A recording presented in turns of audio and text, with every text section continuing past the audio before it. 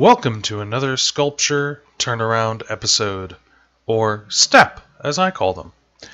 This sculpture is one I did a while ago, last year, 2018, for Specter. Yes, he's a cool guy on YouTube that makes,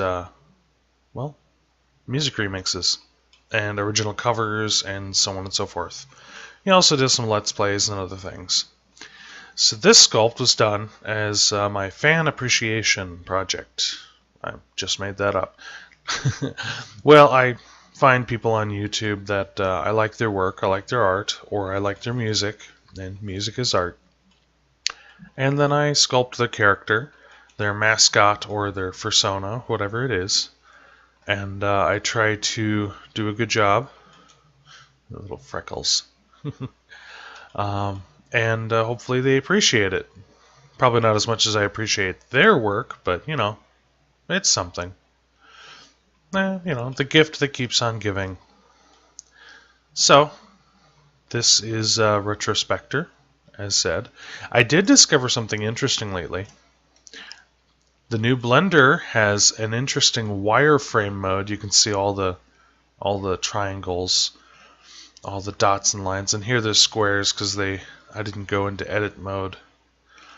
But this shows the topology of all the faces. And topology just means the arrangement of the vertexes and lines.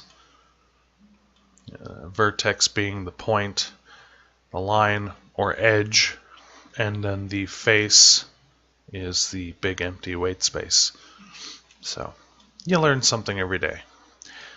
And as you can see, when you're working with dynamic topology and you zoom in to do like details like the mouth curve, it creates a lot more triangles to define that shape than say over on the cheek where they're very, very big and doesn't need a lot of tiny triangles to show the shape.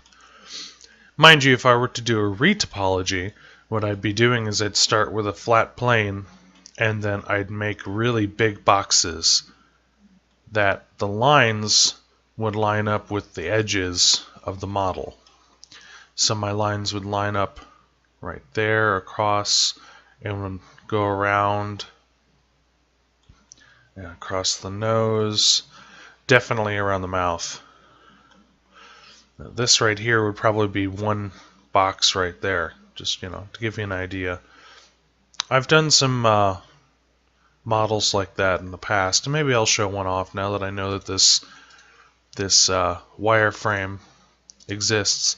I had to turn off a lot of other things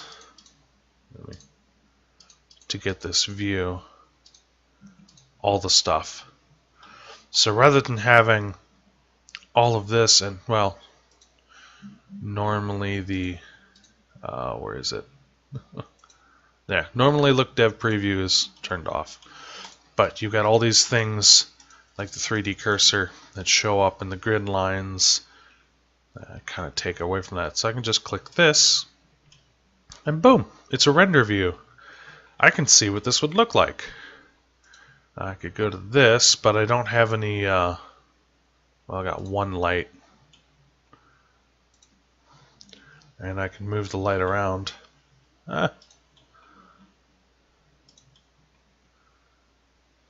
I'm of course doing this in the new render mode Eevee. So it's like a game engine. It cheats quite a bit on the lights and shadows. They're not as detailed as they could be. Where if I were to go to render engine cycles and give it a minute, what you get is a more realistic, longer to render render of the character. But for my purposes, Eevee's enough.